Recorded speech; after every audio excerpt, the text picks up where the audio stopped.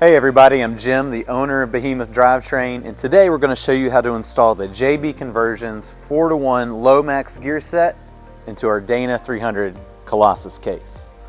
Now, an important point that we want to make you aware of, our Colossus case is designed to accommodate your standard stock Dana 300 gears. And those gears are fine, but if you're looking for performance, if you're looking for the ability to aggressively drive your vehicle, we highly recommend the JB Conversions 4-to-1 Lomax gear set.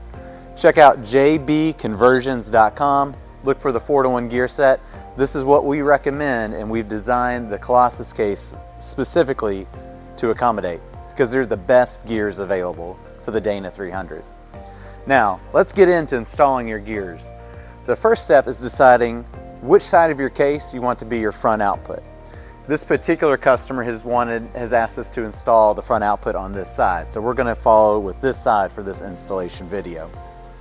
Alright, the first step of the process is you need to remove the mounting bolts holding the lid on your Colossus case. For the purpose of this video, we've already removed the majority of those, and we're just going to pull out the last couple. Then we're going to remove the lid and expose the inside of the case showing the shift carriers. Then we'll move on to the next step. Since this side of the case is going to be our front output, we need to now remove the carrier assembly on this side. So you're going to start by flipping your case up, and we're going to need to remove first the detent ball and assembly, then the fasteners holding the shift lever on, and then we will remove the pivot rod and the shift carrier from the inside of the case. So to start, we're going to take our Allen wrench and remove the detent ball assembly and set those parts aside.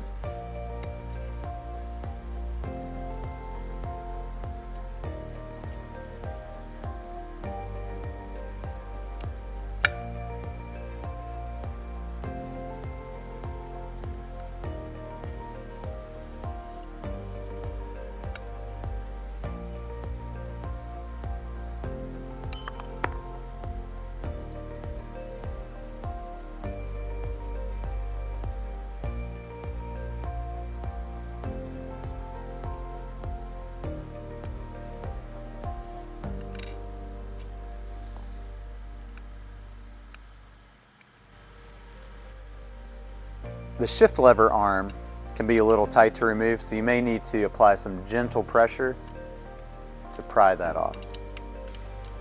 Once the shift lever is removed, the next step is to remove the set screw holding in your pivot rod from the top.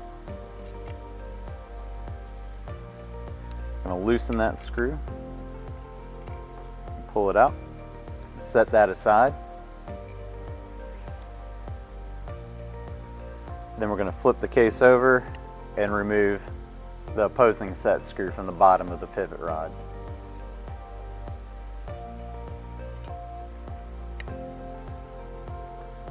At this point, you can apply some downward pressure on your pivot rod to get it started and begin pushing it through the bottom of the case. Keep in mind at this point, you still have your ball and spring in the top. As you remove the shift carrier, that ball and spring should fall out of the bottom.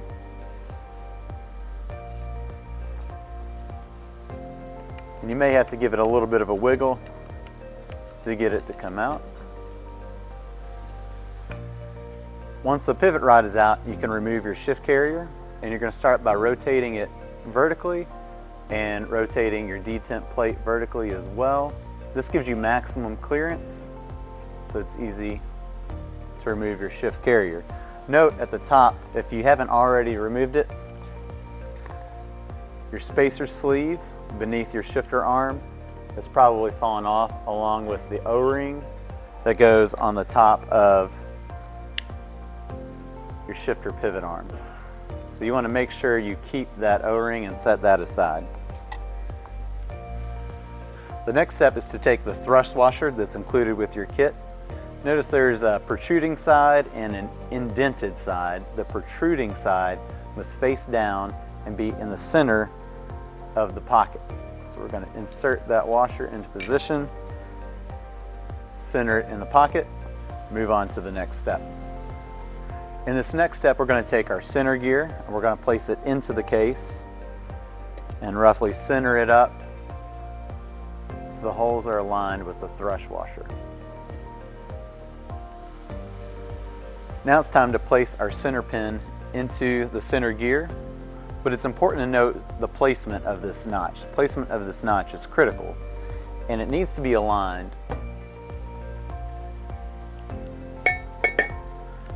with this hole. So the notch, when it's placed into the center gear, if your lid is in this orientation, the notch should be facing down, aligned with this hole. If your notch is facing the side, you have improper alignment.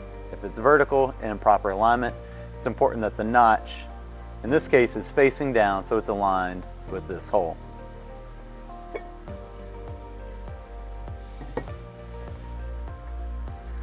Now we can insert our center gear, and with this orientation, the notch needs to be facing down so it's correctly aligned with our lid.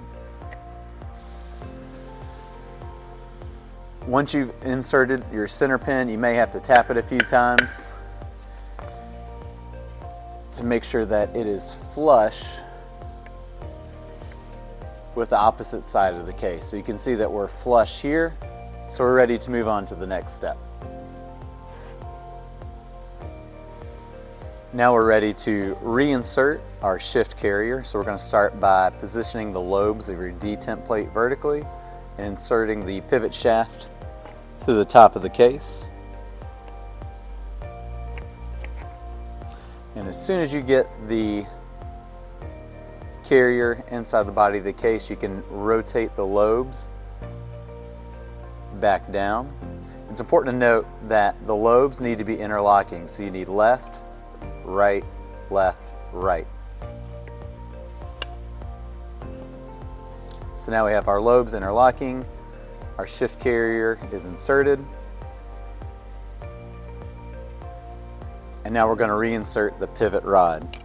So we're going to reinsert that through the bottom of the case.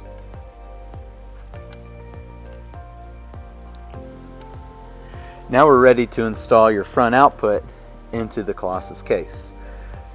First thing to point out, super critical regarding placement, the brass swivel blocks all have the letter R stamped on one side. It's important that these blocks are positioned so that the R is facing up and out the rear of the case, as shown here.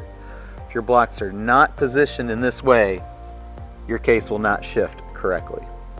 Once you have the correct placement and the R stamp is facing to the rear, you're ready to grab your front output and place it with the threads down into your case.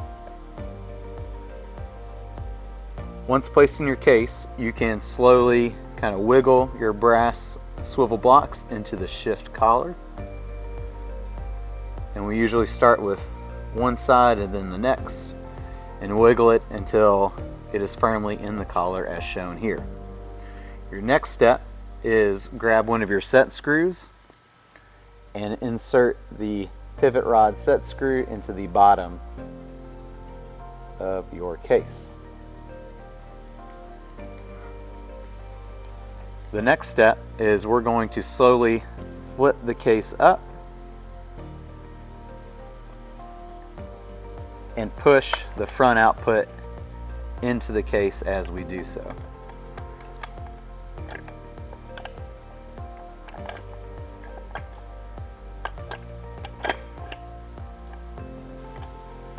Once that's done, place your set screw back into the top of the case to lock that pivot rod firmly into position.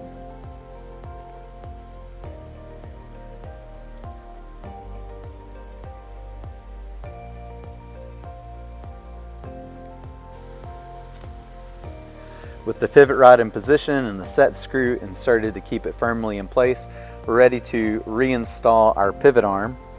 And we're going to start by reinserting that O-ring that we mentioned earlier. You're going to place that over the pivot arm,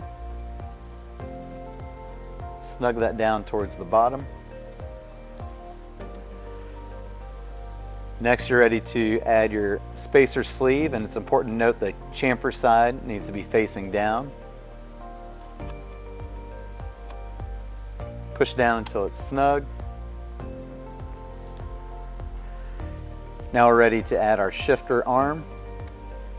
Arm should be positioned so that this socket head cap screw is facing downward, and this cap screw is positioned so that it screws into this keyway notch right here.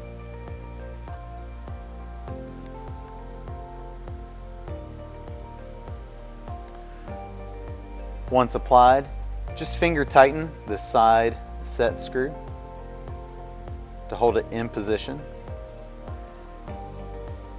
Then take your other socket head cap screw and your double washer assembly and screw into the top.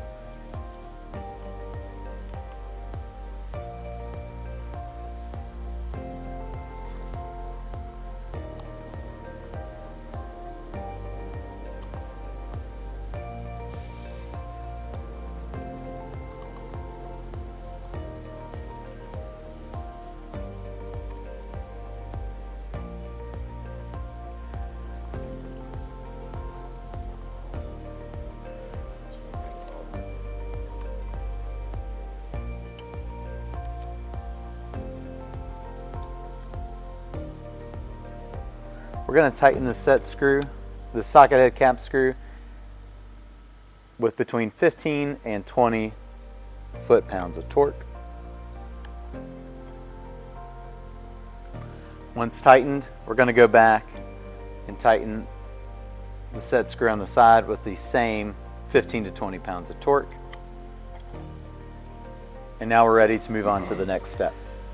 Now add your set screw, and we're just going to lightly insert the set screw so that it's easy to change between positions.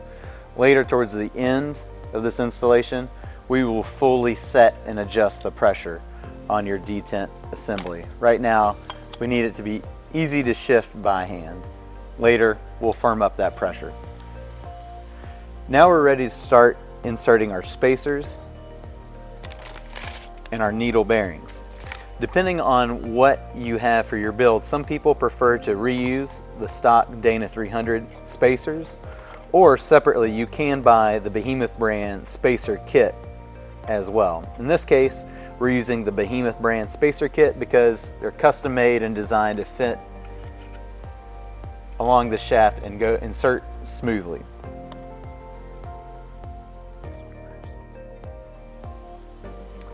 First step, take your first smaller ring and insert and place towards the bottom of the shaft. Now you can see already with that first spacer inserted, we're starting to get more even spacing around the shaft.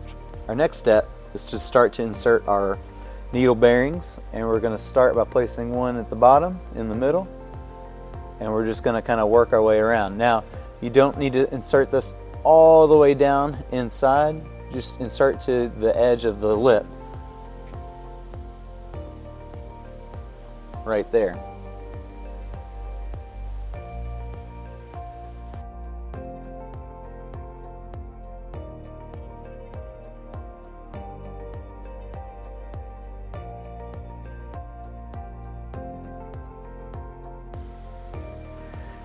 In total, we've inserted 24 needle bearings around the center shaft. As you insert these and you get closer to inserting all 24, it can get a little tight. You may have to wiggle it a little bit in order to get each of these in position. Once you've installed 24 needle bearings, you're ready to move to the next step, which is inserting the larger spacer down around the center shaft and pressing in. And then we will install the next round of needle bearings. Now our large spacer has been inserted, and we've pushed it in about the depth of one needle bearing, and now we are going to insert the next group of 24 needle bearings around the center shaft. Again, start from the bottom and work your way around.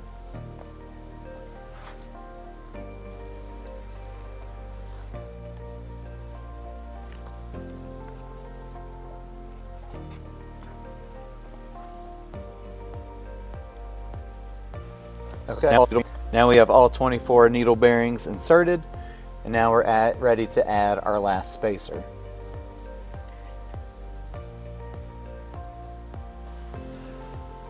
Now with all of our needle bearings and spacers inserted, we're ready to turn our attention back over to this side of the case, and we're going to install the shift collar on this side. Again, like before, it's critically important that your brass swivel blocks, the R stamp on both blocks, is facing towards the rear, as you can see now. You're going to orient those outward and slide your shift collar into place. Once it's fully inserted, you're going to be able to swivel it into position.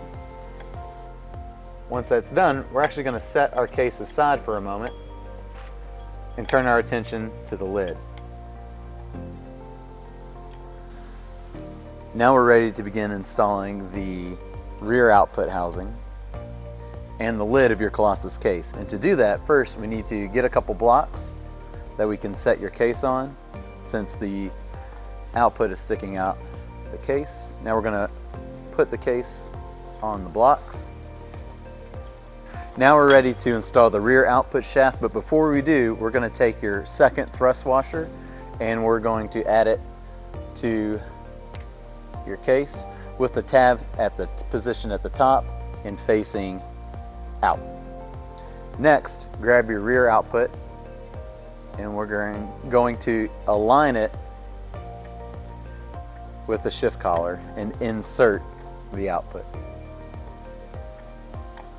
This can take a little bit of finagling to get in, but once positioned, we're now ready to take the lid of the Colossus case and set that in place over the output.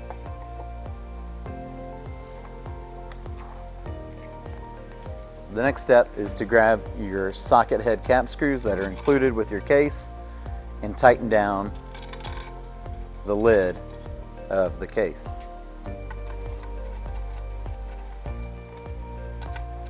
You can start by just installing the first 4 bolts, 2 on each side, on either side of the jack bolt positions.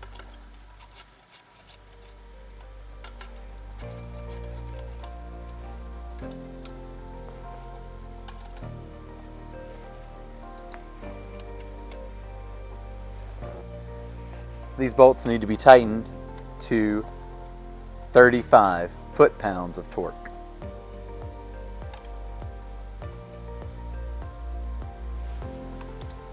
We insert and tighten the first 4 bolts because these precision align your lid over the centering dowel pins.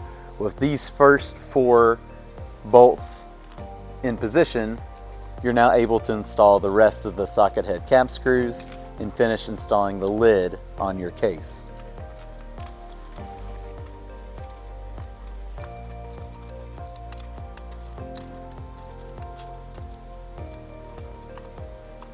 Now we're ready to install the rear output housing that we assembled earlier. Simply take the housing, slide it over the output.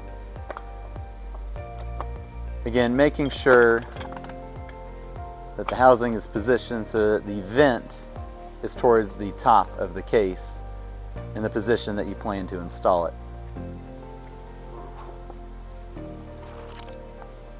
Once in position, install your mounting bolts, again tightening to 35 foot-pounds of torque.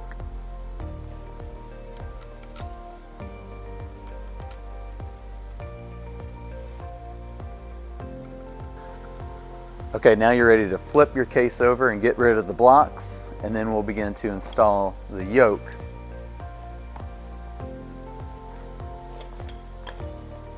onto the output.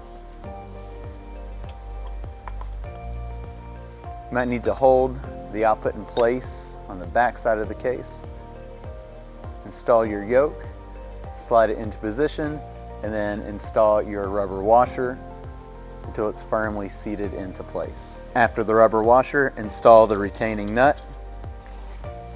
This is typically tightened to 180 foot-pounds of torque. Earlier, if you knocked your center pin out slightly to make your installation easier, at this point you want to tap it back in so that it is flush with the case.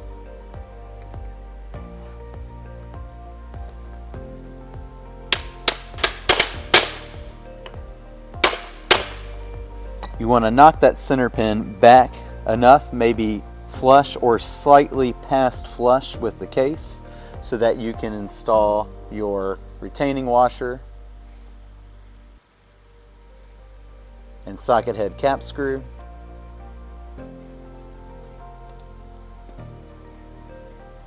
And once installed, your center pin is firmly locked into place.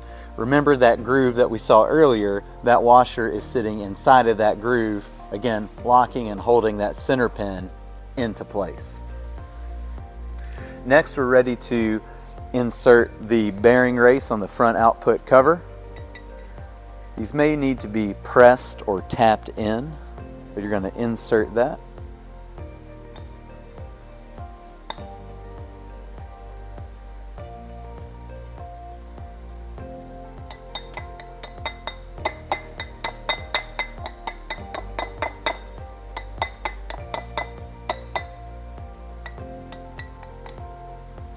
And once inserted, you're ready to install the front output cover on the case.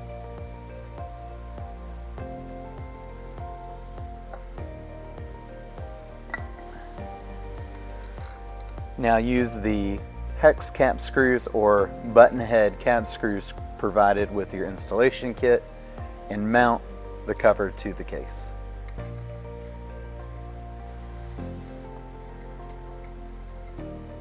As with your other bolts, these will be tightened to 35 foot-pounds of torque.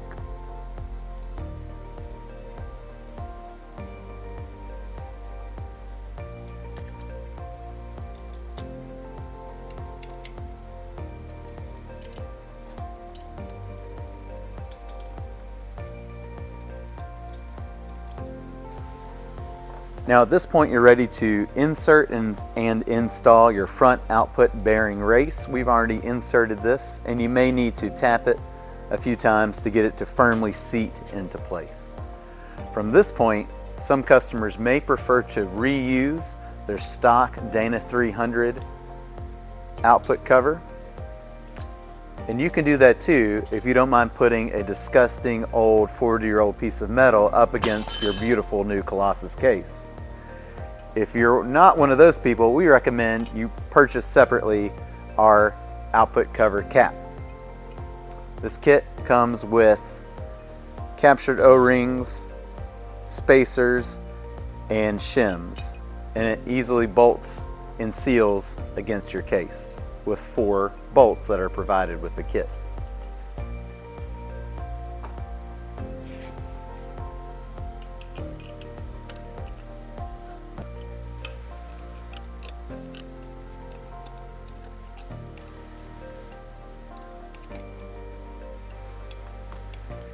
Now we're ready to install the input gear and the input gear housing into the front of the Colossus case. Now this can be tricky to do because of the alignment that needs to happen between the teeth of this input gear and the teeth of the center gear on the inside of the Colossus case. Here's the easiest way to find that alignment. First, start by looking for the teeth and the grooves between the teeth of the input gear.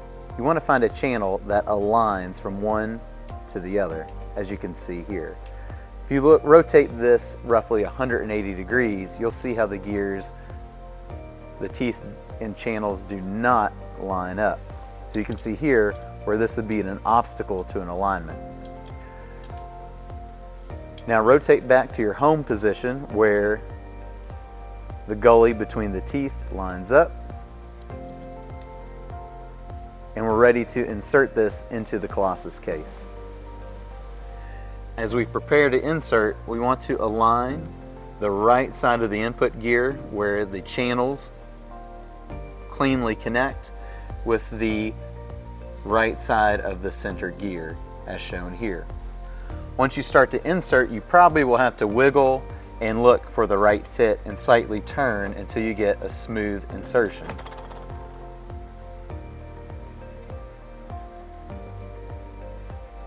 Once you find a groove where the teeth fit cleanly, insert, and you're ready to mount the input gear with the mounting bolts. The input gear that we're installing here is from a stock Dana 300, as is the input gear housing that you can see here. The input gear you can buy new from Advanced Adapters, but you can also buy it new from JB Conversions, whom we would highly recommend you purchase from. Soon you'll be able to get a new billet Behemoth Drivetrain input gear housing for your kit as well, rather than having to use a stock Dana 300 housing.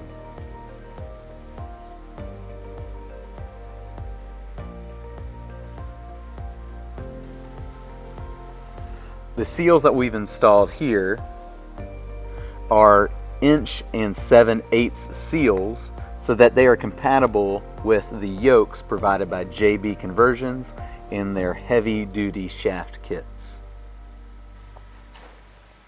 We have also designed our case to be compatible with yokes for the NP205, and if you prefer that version of yoke, you would simply choose the 2 1/8" seal size. If you prefer to use a flange yoke like the one seen here, you can easily choose and install that option as well. Your kit is also going to include an assortment of fittings. One magnetic plug. This is going to need to go into the bottom of your case depending on how you have that case installed. You'll notice that there are 4 holes in your case, 2 on the top and 2 in the bottom in the identical position. So in one of the bottom positions, you need to install your magnetic plug. At the top of your case, you need to install your barb fitting for your vent tube. And the other 2 holes that you're not using for either your vent tube or your mag plug, you're going to close off with your brass pipe plug as seen here. You will also have one last brass pipe plug, which is to close off this hole in the back of your case, which is where you would use to fill your oil.